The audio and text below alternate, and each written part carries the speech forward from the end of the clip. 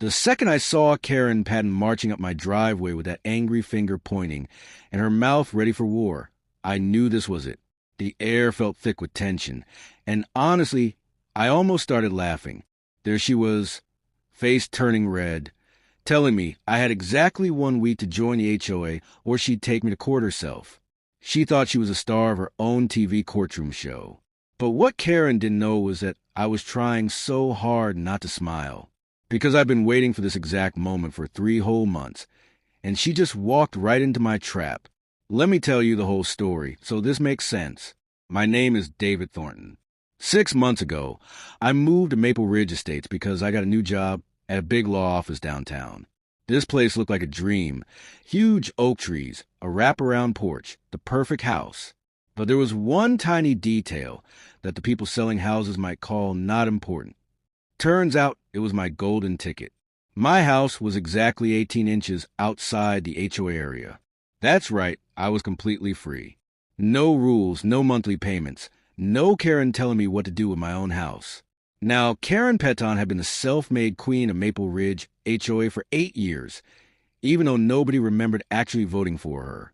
She ruled like a mean princess with a stack of papers, giving people fines for grass that was 1 inch too tall. She made folks ask permission to paint their own shutters. I swear, some people in that neighborhood couldn't even sneeze without getting a letter from Karen. Anyway, 2 weeks after I moved in, Karen shows up at my door with a welcome basket. But it wasn't cookies or flowers, just a huge pile of HOA rules, fee schedules, and about 400 forms to fill out. She gives me this fake sweet speech about how all new people have to sign up and pay $500 to join, plus $150 every single month. I smile real nice and tell her politely that my house isn't in the HOA. Her face went through this crazy color change, from pink to red to this weird purple color. I almost felt sorry for her. Almost. She grabbed my house papers and stared at them for a whole minute, then stomped away muttering about mistakes and looking into this. That's when her war against me started. Letters came one after another, each one meaner than the last, all stamped with that official HOA letterhead. According to Karen, I was stealing from the neighborhood, making house prices go down, and single-handedly ruining everything. Never mind that my grass was perfect and my house looked better than half the other houses on the block. And the meetings, oh boy, every month. I could hear her from my back porch complaining about the guy on Elm Street who won't follow the rules. She got the neighbors all worked up, telling them I was dangerous to their house values. Most people just looked at their feet, too scared to disagree with her, though I did get a few friendly nods here and there. The worst part was how creative she got with fake letters. One morning, I found a city letter taped to my door saying the HOA boundaries had been made bigger. It looked pretty real, until you noticed the city seal was crooked, and the mayor's signature looked like someone traced it with a crayon. Then came another letter about some made-up state law saying everyone within 500 feet of an HOA had to join. Total nonsense, but scary if you didn't know better. She even got her nephew, who worked at some law office 2 towns away, to send me a scary legal letter. It was such a mess of big words and legal nonsense. I had to laugh. I started saving every letter, every threat, every note in a folder I called evidence because, well, old habits are hard to break when you're a real estate lawyer like me. Things got really crazy one Saturday morning. I'm inside making coffee when my security camera app pings, and there's Karen in my backyard with a clipboard, taking pictures of my shed. She's literally on my property without permission, writing down violations for a house that's not even in her precious HOA.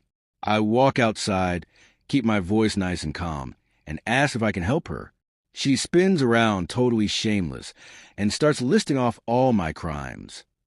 The color of my shed, a garden gnome, even my bird feeder was too tall.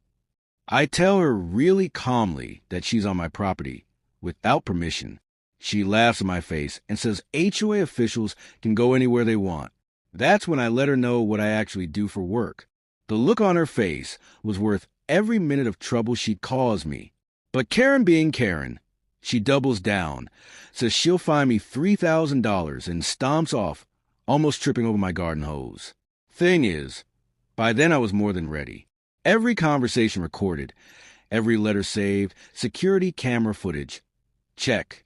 I'd even hired a private detective to look into her little HOA kingdom. And let me tell you, what he found was wild.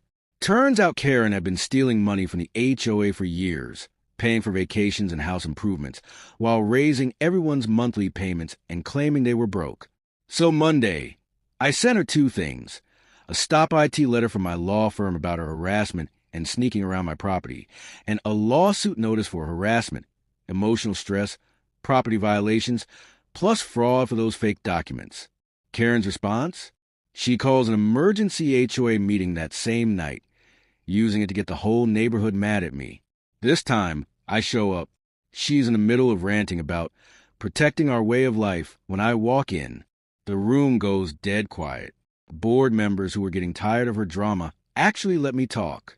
I showed them everything: my property records, her fake documents, video of her sneaking around my yard. And then, just for extra effect, I played the real bombshell, evidence from my detective showing Karen had been stealing money for years. That was it. The dam broke. Neighbors who'd been quiet started telling their own stories. Crazy fines, bullying, special fees that somehow never improved anything. One elderly neighbor actually started crying about an $800 fine for her grandkids' chalk art on the driveway. I let everyone know the local news was coming the next day, and the district attorney's office was interested in the money stealing. Karen, meanwhile, is turning colors I didn't know were possible on a human face. She tries to yell over me, but it's over. The board calls a vote of no confidence right then and there. Everyone voted against Karen except Karen herself. She was out. After that, things moved lightning fast. News trucks showed up. Neighbors lined up to tell their stories. The district attorney opened a criminal investigation. More neighbors brought receipts and letters and checks for fines that were never even legal. Karen tried to get a lawyer, but no attorney would help her.